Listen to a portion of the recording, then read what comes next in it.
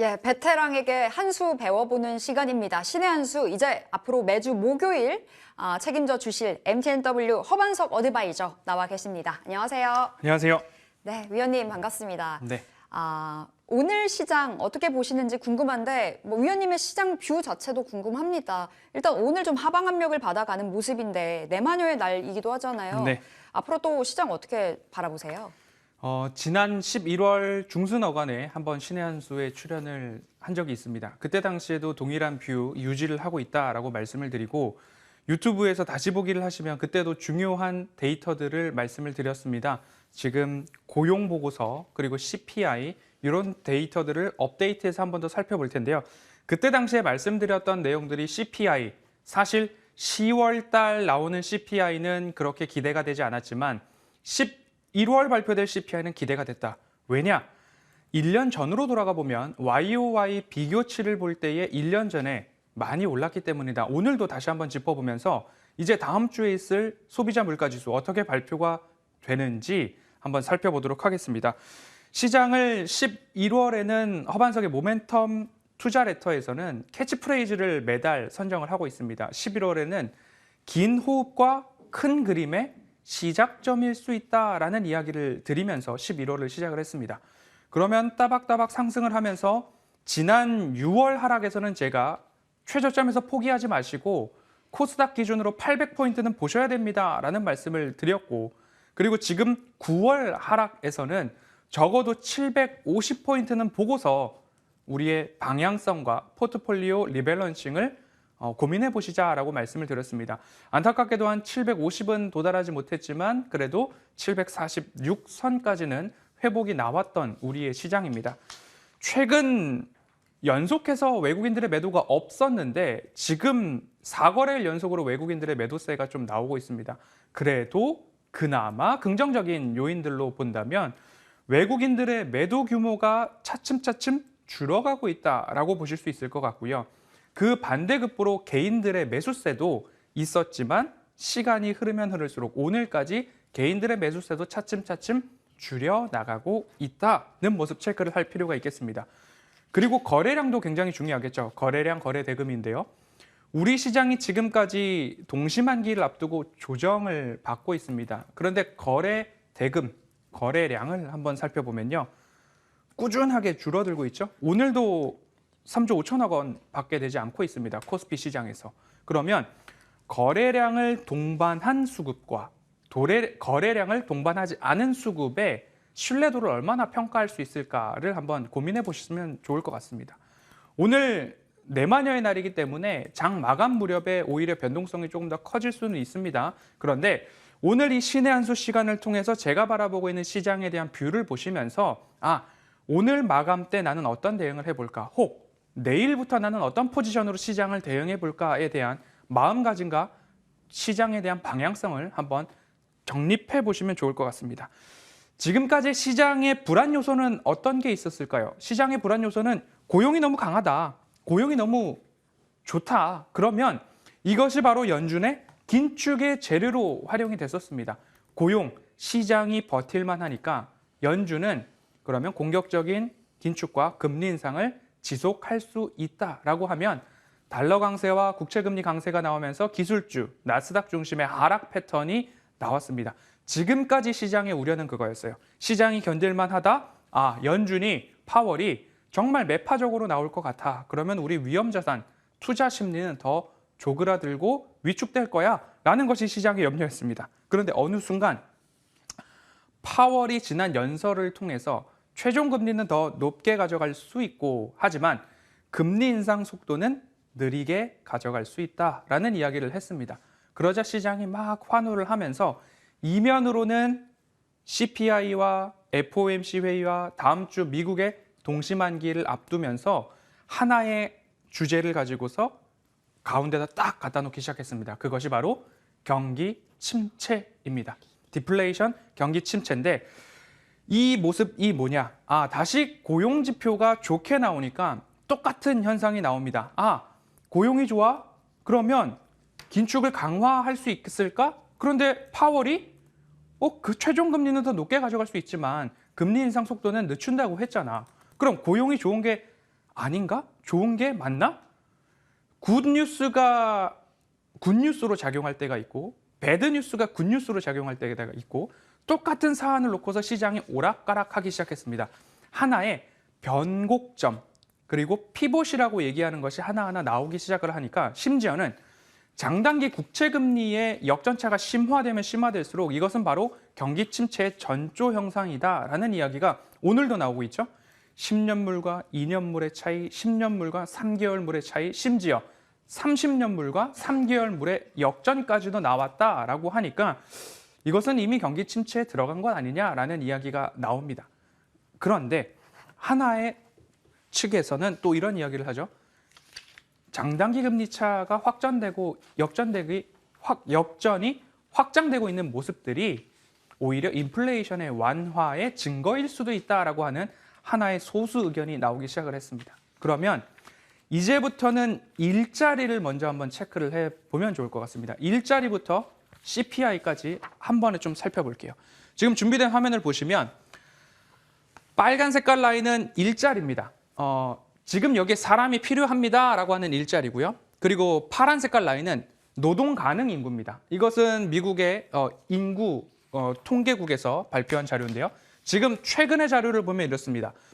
일자리는 아직 빨간 색깔 많이 남아 있어요. 일자리는 많이 남아 있는데 파란 색깔 일할 사람들, 노동 인구는 아직 적습니다. 차이가 있죠. 그러면 어떤 현상이 발생할 수 있을까요? 일자리는 많은데 노동 인구는 적다. 그러면 내가 일을 하다가 마음에 안 들어? 그럼 바꿀 수도 있겠죠. 내가 일을 하다가 급여가 마음에 안 들어? 바꿀 수 있습니다. 하지만 고용 보고서, 고용 지표는 어떻게 나올 거예요? 계속 견조하게 나올 수 있다는 거예요. 사람들이 일자리가 없어서 일을 못해서 실업률이 높아지는 것과 다르게 일자리는 넘쳐나는데 노동 가능 인구가 아직 모자라다는 겁니다. 그럼 앞으로도 고용이 지속적으로 좋게 나올 수 있다는 거예요. 그러면 이를 가지고서 고용이 좋으니까 연준은 지속적으로 긴축을 강화하고 금리 인상을 속도감 있게 가져갈 것인가? 이것과는 또 결이 맞지 않는다라는 겁니다. 그럼 앞으로 고용 보고서 발표에 있어서 어떤 일이 발생할 수 있을까 한번 생각을 해보면 좋을 것 같아요. 지속적으로 고용이 좋으면 긴축이 강화되고 금리 인상이 있을 것 같아서 시장이 위축하고 달러가 강세가 나오고 그에 따라서 기술주와 나스닥 하락이 똑같이 나올 건가? 아니면 이럴 수 있습니다. 고용이 좋기 때문에 혹시 경기 침체가 우리와 지금 좀 멀리 있는 것 아닐까? 이것은 비단 미국의 데이터를 기준으로 말씀을 드리는 거지만 분명 미국이 다른 국가들보다 강한 경기 체력을 갖고 있는 거지만 시장을 핵심적으로 뽑아서 보자면 일자리가 아직 많고 노동 가능 인구는 적고 고용 지표는 좋게 나올 수 있다는 이야기죠. 경기 침체 사이클에다가 이 내용을 한번 대입해 보겠습니다. 경기 침체는 어떻게 나오느냐? 기업의 이익이 떨어집니다. 기업의 이익이 떨어지면 기업이 투자를 축소하고 그럼 일감이 줄어들고 일자리가 부족해질 겁니다. 일자리를 줄이기 시작하고 감원하고 있죠. 지금 시장의 모습들이 그렇게 감원을 하고 있는 모습이죠. 그렇게 된다면 가계소득이 줄어듭니다. 실질 임금이 줄어듭니다. 그러면 개인들이 소비하는 소비 여력이 줄어들기 때문에 소비가 축소되고 다시 되돌아가서 기업의 이익 감소로 연결되죠. 이것들이 계속 돌고 심화되기 시작하면 그것이 디플레이션이 깊어진다라고 표현을 할 수 있을 건데 그 중간에 하나 고용, 일자리가 지금 줄어들고 있느냐 여기에다가 고용 지표를 한번 대입을 해보자는 겁니다. 기업 이익이 감소하고 투자가 줄어들고 일감이 줄어들고 가계 소비가 줄어들고 소비가 줄어들면 다시 기업 이익이 위축되는 그 사이클 속에서 고용이 아직은 견조하다.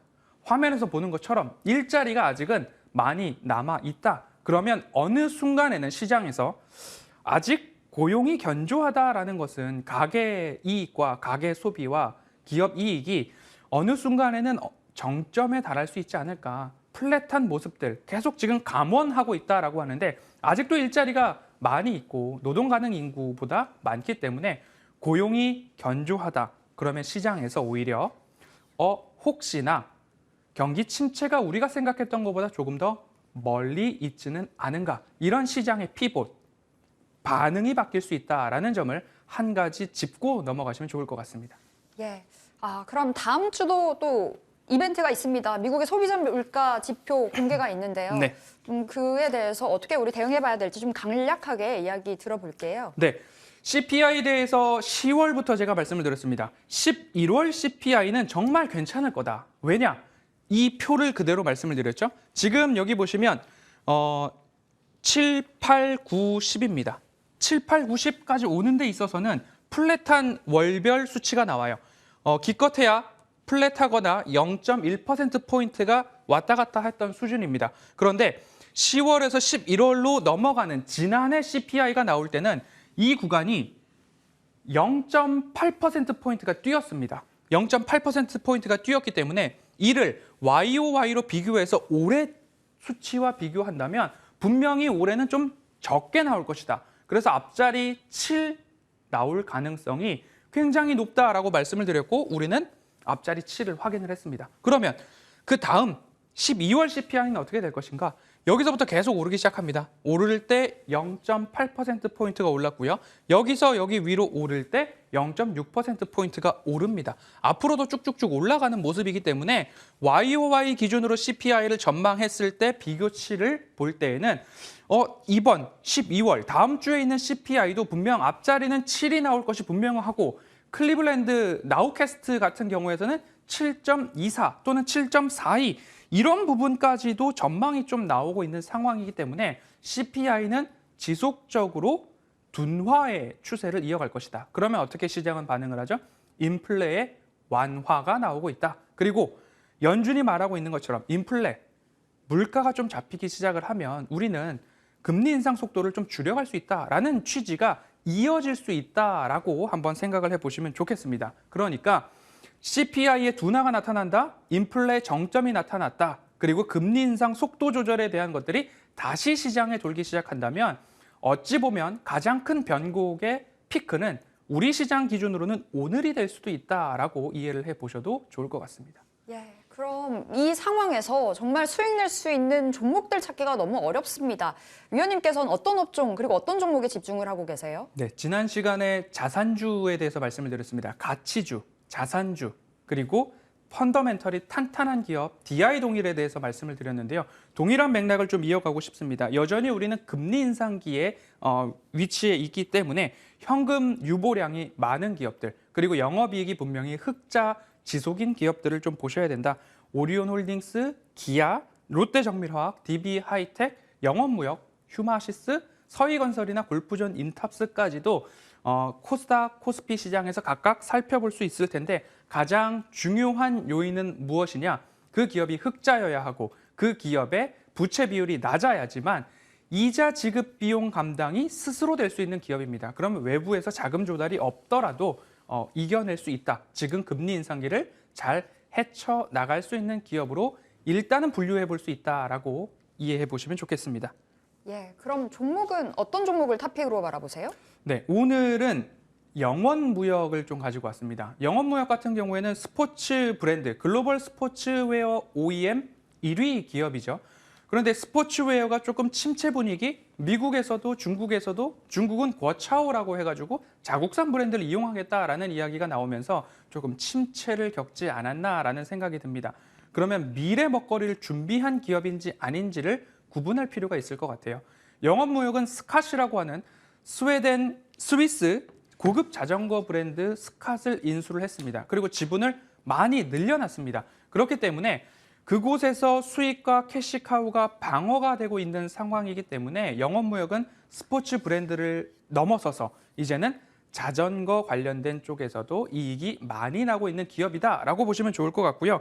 22년도, 23년도 실적을 전망해서 선행 PER을 본다면 현재가 기준으로 한 4배 언저리에서 오락가락하고 있는 모습입니다. 그러면 스캇의 영업이익률이 한 14%로 3분기 어닝 서프라이즈를 기록을 했습니다. 그러면 다시 겨울이 지나고 봄이 찾아오고 사람들이 스포츠웨어에 대한 관심이 다시 높아질 무렵 내년 봄이 되기 전에 미리 매집을 잘 해놓는다면 스포츠웨어에 대한 수요가 높아질 때 주가는 이미 선행해서 오를 수 있다라는 점 꼭 참고를 해보시면 좋을 것 같고요. 늘 저는 차트상 저위험 구간에 접근을 하는 것이 굉장히 중요하다라는 말씀을 좀 드리고 있습니다. 차트상 저위험 구간이라고 한다면 내가 매수를 했을 때 여기서 살 것이냐, 여기서 살 것이냐, 내가 어디서 사느냐에 따라서 누군가가 매도할 때 그 물량을 내가 사는 것이냐, 아니면 모든 사람들이 다 매도를 하고 쉬어갈 무렵에 내가 매수를 하는가, 그 부분에 대한 판단이 꼭 필요합니다. 지금은 다시 이 차트 추세선 하단까지 좀 내려오는 조정의 모습들을 지금 보이고 있기 때문에 지금도 조정이 나올 때마다 차곡차곡 모아갈 필요가 있다라는 말씀으로 영업무역 꼭 말씀을 드리고 싶고요. 매수가는 46,500원 언저리에서 한번 살펴보시고 그 아래로 내려오면 내려올수록 차트상 저위험 구간과 가까워지고 있구나. 이 차트의 추세선을 한번 기억하셔가지고 대응 전략 잡아보시고 매도는 어디서 하느냐? 아래에서 샀으면 위에서 팔면 됩니다. 46,500원 언저리 내려올 때마다 매수를 하시고 55,000원까지 한번 들고 가보시는 전략으로 영업무역 살펴보시면 좋겠습니다. 예, 부담 없는 가격에서 추천을 주셨습니다. 영업무역 오늘 허반석 위원님의 탑픽 종목으로 받았고요. 목표가는 55,000원, 그리고 매수가는 46,500원 안내 드려보도록 하겠습니다. 자, 이렇게 신의 한 수 MTNW 허반석 어드바이저와 함께했습니다. 말씀 고맙습니다.